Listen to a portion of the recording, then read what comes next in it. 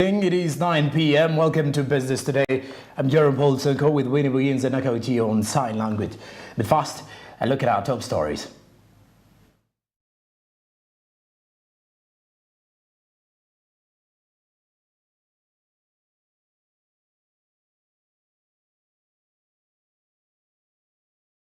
The alcohol consumers. What does the Uganda National Bureau of Standards have to say in regards to that? Now also, tonight, we take a look at more coming in from sustainable energy development in the country. The Sustainable Energy Plan with the Uganda's Vision 2040 states that Uganda aspires to have access to clean, affordable and reliable energy sources, which will facilitate industrial and sustainable development in Uganda. That is another top story coming in tonight's bulletin.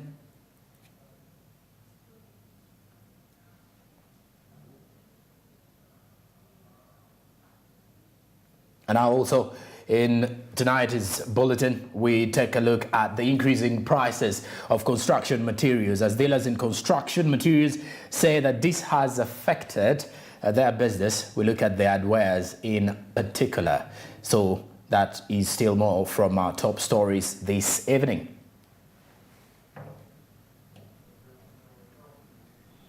Now then, lastly, the other issue is regarding the Luigi Wetland encroachers, where more than 200 business people have been affected with this particular encroachment plan by NEMA. All right, now that is it for our top stories. Now let's get right onto it. We start with the death of General Elito, who passed on this morning in Nairobi. Now, the former security minister, General Elito, has died aged 68, as the Bushwar general has been fighting for his life at the Aga Khan Hospital in Nairobi, Kenya, where he was airlifted 2 weeks ago. Smart 24 TV compiled a simple biography of General Elito, and this is what we have for you. Tumwine was born on April 12, 1954 in Burunga, Mbarara district. He attended Burunga Primary School, Mbarara High School and St. Henry's College, Chitovu, before joining Makerere University, where he graduated with the degree of Bachelor of Arts in Fine Art in 1977. He subsequently graduated from the Cadet Officers course at Tanzania Military Academy at Monduli.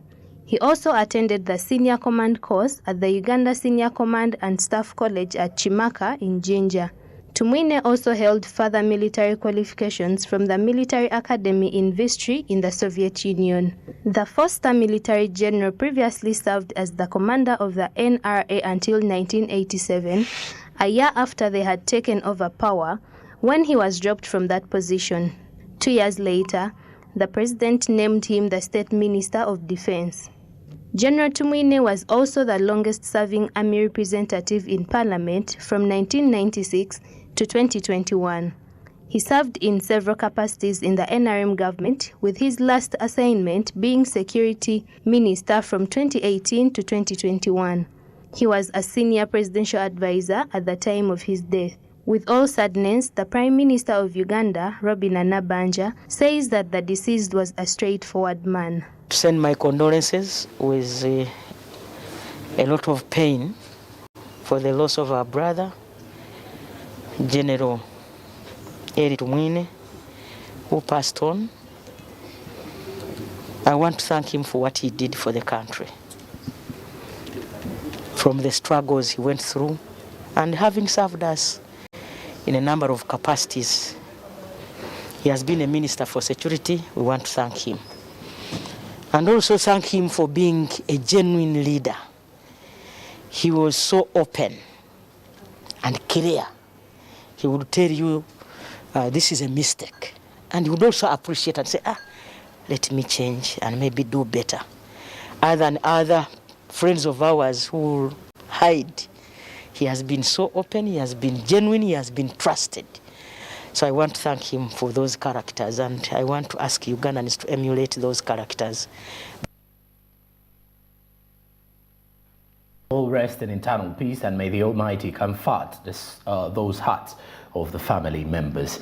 All right, now let's move on to sustainable energy, the Uganda's Sustainable Energy Plan. Uganda's vision of 2040 states that Uganda aspires to have access to clean, affordable and reliable energy sources to facilitate industrialization for sustainable development.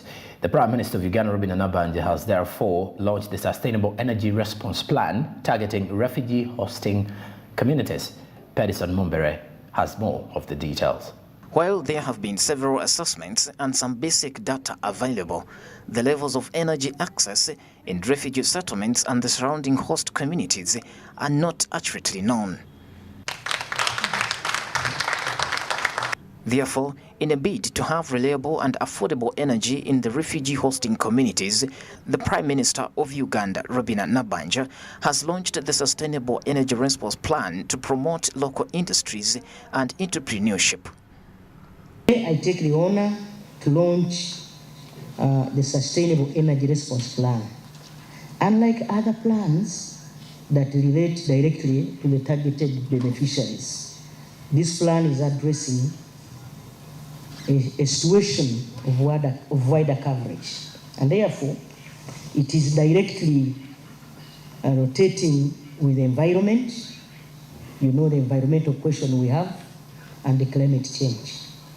Our refugees and host communities have been entirely relying on biomass for cooking and on charcoal for income, you are aware, and bush burning for cultivation.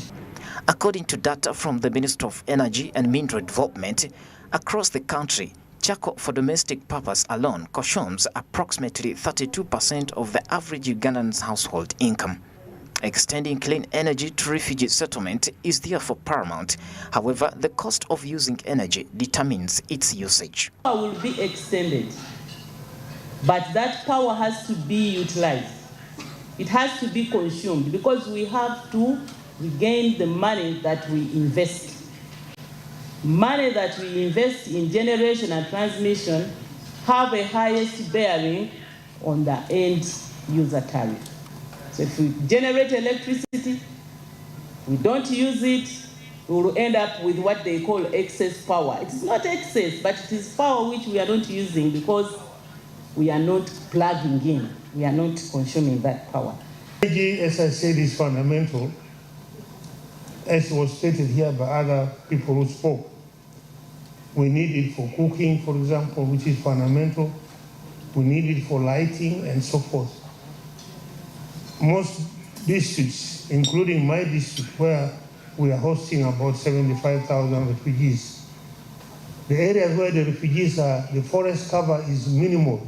It's destroyed because they use it for cooking. If all finite vegetations have been destroyed, and therefore this attracts now desertification. Destroys slowly the country. Access to sustainable energy is key to achieving the objectives set out in the National Development Plans and Uganda Vision 2040. Energy sector is a major contributor to government revenues, and its performance impacts the performance of other sectors. Pedson Mumbere, Smart 24 TV, Business.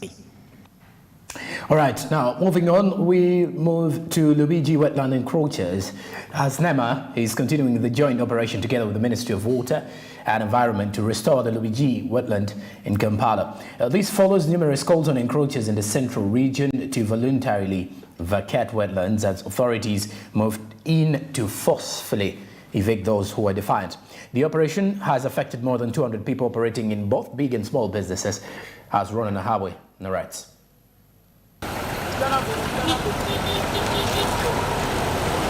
This exercise is in response to the presidential directive on the restoration of all wetlands and barring members of the public to stop misusing them in a bid to protect the ecosystem. The Luigi Wetland has been subjected to encroachment in several ways: cultivation, settlement of both permanent and temporary houses, which were restricting its functions, including flood control and habitat of species, among others. This wetland is also important because, one, it drains much of north and west, northwestern and this side of Kampala, and also parts of Wakiso district. It is the main collection point of flood waters whenever it rains in and around Kampala. So if this is not protected, then the risk of flooding is very high. And number two, it is also a source of water for the water-stressed Kata corridor in central Uganda, mainly around the areas of Nakaseke and the surrounding areas. They get all their water from here. So if there are activities here that compromise the health and the ability of this wetland to provide its ecosystem services, then that means the impact will not only be felt here, but also in much of central Uganda and many parts around the Lake Victoria basin. So this wetland is very important. The eviction has affected several businesses, including those waiting for their business license approval to operate and smaller businesses. We did nothing wrong. We just woke up one morning and we were evicted. The public relations officer of National Environment Management Authority says there are conditions attached to the usage of such natural resources. Look at it holistically and not just looking at it from the business perspective. The threat posed by these businesses will affect the entire populace, not just the business owner. If anything, the business owner is limiting the benefits that other people ought to enjoy from this resource. So because we are mandated to protect these resources for the people of Uganda, for mutual benefits for the whole country, we have what we call sustainable development. Yes, there are ways in which you can use such resources. You can apply for, you can apply and then you'll be given a resource use permit, and then depending on the activity you want to do, you'll either be required to submit a project brief or undertake environment and social impact assessment. So these are different levels of approval, and once those are done, all these come with conditions where we stipulate clearly how you ought to use the resource. All approvals come with conditions, so it is not a blank check that you can go and use the resource however you want. There are always conditions attached to it. Low-income earners in this area already struggling to make ends meet have been the most affected by this exercise. Rona Nahabwe, Business Today, Smart 24 TV. Now let's talk matters regional business women, as these are building their capabilities to enable them participate in trading opportunities like that of the African Continental Free Trade Area that is already in implementation. The Commercial Federation of Women in Business, together with the national chapters and Uganda Women Entrepreneurs Association Limited, came up with capacity building initiatives for their members, including available funds to small and medium-sized enterprises, as well as helping in revising tax reforms. Naomi Mutumba reports. That's very important.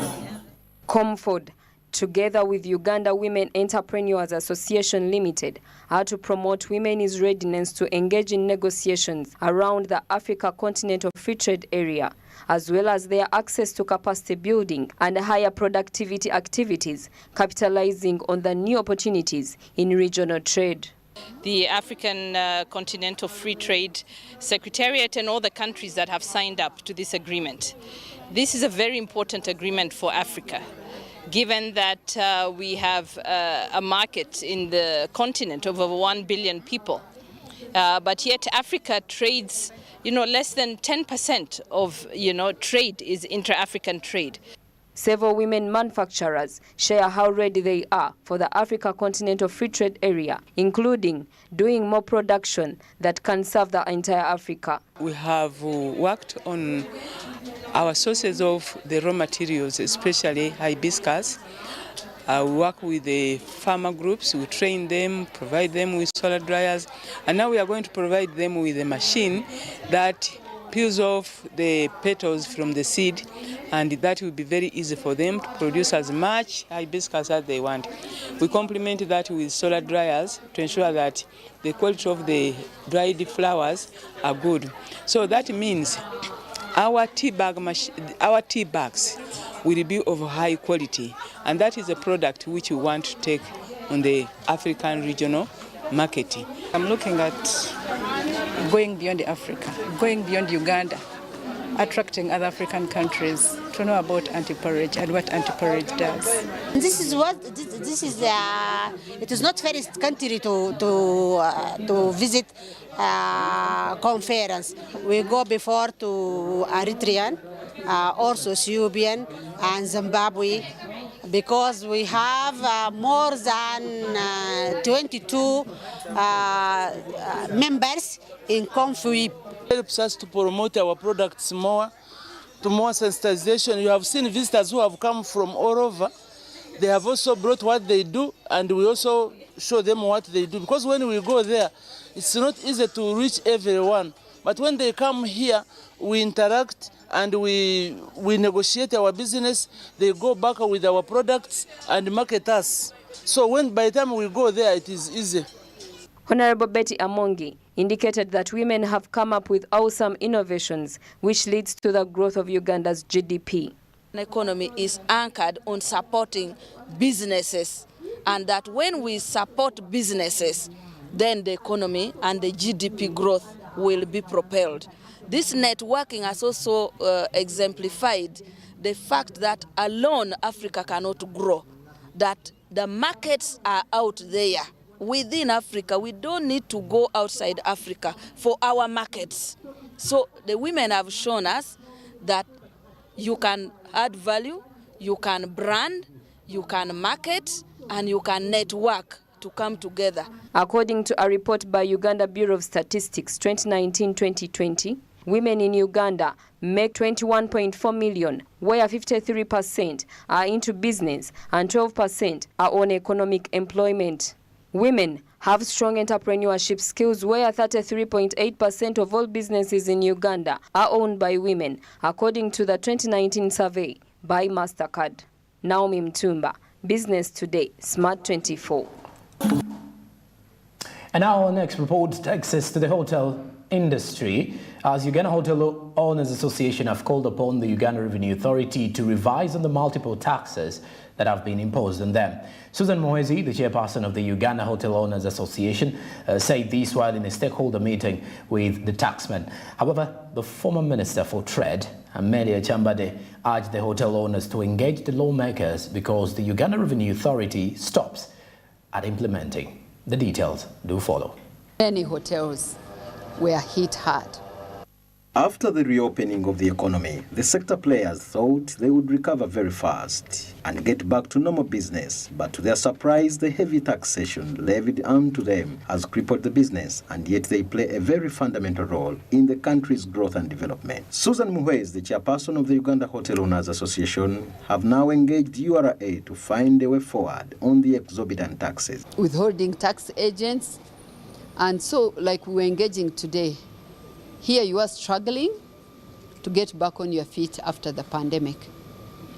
Here you are struggling with loans in the bank. Here you are struggling with the 25 taxes and licenses. And on top of that, now comes these systems as you had. Every system to system, withholding tax, the appointment of withholding tax agents. So we thought it's important to engage with the Commissioner General, and because we know that he's an implementer, but also he's an advisor to the government. Hotel key players also complained of the negative laws that do exist within government officials that affect their key players. People in this organization of whether finance or URA that use bad law to sterilize taxpayers. John Musingu Zirujoki, the Commissioner General of Uganda Revenue Authority, as a mechanism of addressing the need of Uganda Hotel Owners Association, is embarking on the different approaches of engagement. Stakeholder engagement like this one, where we have hours of honest discussion on what we can do better to support each other. We are going to embrace technology, improve ourselves. The URA team will improve its team, the skills. Amelia Chambade, the former Minister of Trade, Industry and Cooperative, has appealed to the different stakeholders to form a consortium with all the parties to be involved and agree on the critical matters that address the challenges faced by the hotel industry in Uganda. Commissioner General can't do much really because this is the role of the legislators. A consortium where we have legislators as part of us, maybe cabinet, people who make laws and defend them. Commissioner General, his roles are very clear. Collect revenue at any cost. The Uganda Hotel Owners Association and the hospitality industry contributes about 450,000 jobs to the job market. Some of these jobs are both direct and indirect. Fred Makubuya, Business Today.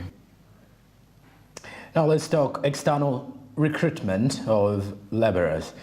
Minister of Gender, Labour and Social Development, Peace Mutuzo, has advised Ugandans seeking jobs outside the country, especially in the Middle East, to use only those companies that are registered by the government to avoid falling victim of torture or sometimes even death. This follows the death of Ewan Hassan Simbwa, who died in Dubai, and his family has no finances to retrieve his body back to the country. We have the details. Ugandans have fallen victims of torture and sometimes death while at work in the outside countries, especially those in the Middle East. Those people have often cried out to government to repatriate them or their loved ones who have died from there. The MP for Makindye Sabagabo, Serukenya David, has today told the government to help the family from his constituency to retrieve their son, Ewan Hassan Simbwa, who died in Dubai, and his family has no finances to retrieve his body. On 18th of August 2022, Hassan Simbwa was chased by police in Sharjah town, UAE, to deport him because of overstay. Because he sold his belongings to pay the company that took him, he could not allow to come back and start from scratch. Reaching the climax of the building, he had no choice but to fall off and he passed on. Honorable Speaker, companies promise our gallant sons and daughters heaven and earth. On reaching there, you find the number of workers, that's Dubai, number of workers is bigger than the number of the jobs that are available. So they have no option but to keep our sons and daughters in warehouses. When your license expires, you pay 100 dirhams per day. And once you are caught, you are arrested, penalized, and deported. I visited them in April this year. Honorable Speaker, our brothers and sisters are passing through hell. Many have no jobs and many sleep outside. My humble prayers. 1, for the government to regulate these companies and to carry out proper investigations before issuing them license. 2, to make sure that our gallant sons and daughters are protected when in Arab countries because they bring a lot of revenue to our country. 3, the government to foot the bills of transportation and burial of my citizen Hassan Simbwa and to compensate the family. However, the Minister for Gender, Peace Mutuzo, has told the Parliament that it is a Labour company that is responsible for retrieving the body of Ewan Hassan. She further says that government will get in touch with the family of the deceased and find out what really happened. This matter of that has occurred about our brother Hassan Simbwa that was raised on the floor of Parliament by Honorable David Serukenya. I'm going to get in touch with the family of Hassan Simbwa and Honorable Serukenya and also the company that could have exported this person to see how we mitigate the situation. We want to understand the details of what exactly happened before we come to the conclusions. And we shall be able to even inform the public what went wrong. Because sometimes the stories that occurred may be not very clear when somebody dies. We need to bring out the stories very clear for the public to know.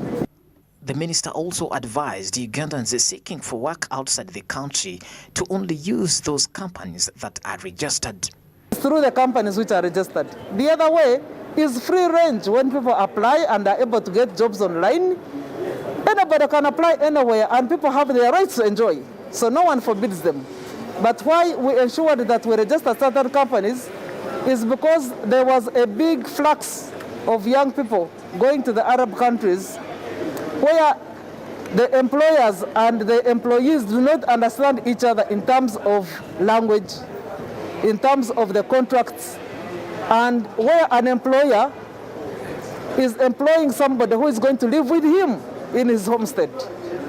So the issues of culture get in, the issues of way of life get in, the issues of making an understanding or a contract, because the employees they wanted are not those that are necessarily elite or skilled. So those who go to work like maids, we ensure that they are trained to begin with, we ensure that they are under a contract, we also ensure that they are under a company that is registered. Mutuzo also says that Uganda has a memorandum of understanding with a few countries in the Middle East, which is Qatar, United Arab, Saudi Arabia and Jordan, among others. She therefore advised the Ugandans to always go to those countries. We have been conducting this trade for about 5 years, and in our agreements we accepted to review laws every 5 years. Now we are reviewing laws. As we talk right now, the memorandums of understanding that are still running are in Qatar, they are in Saudi Arabia, and in United Arab Emirates. The rest of the countries we are now reviewing, so we don't have the running memorandums of understanding. So whoever goes to other countries other than those that I have mentioned is literally going under his own way, not under companies that are even registered, because the companies that are even registered right now are only exporting labor in the 3 countries that I've mentioned about. And we take a commercial break, but we still have more to come in Business Today. Stick around.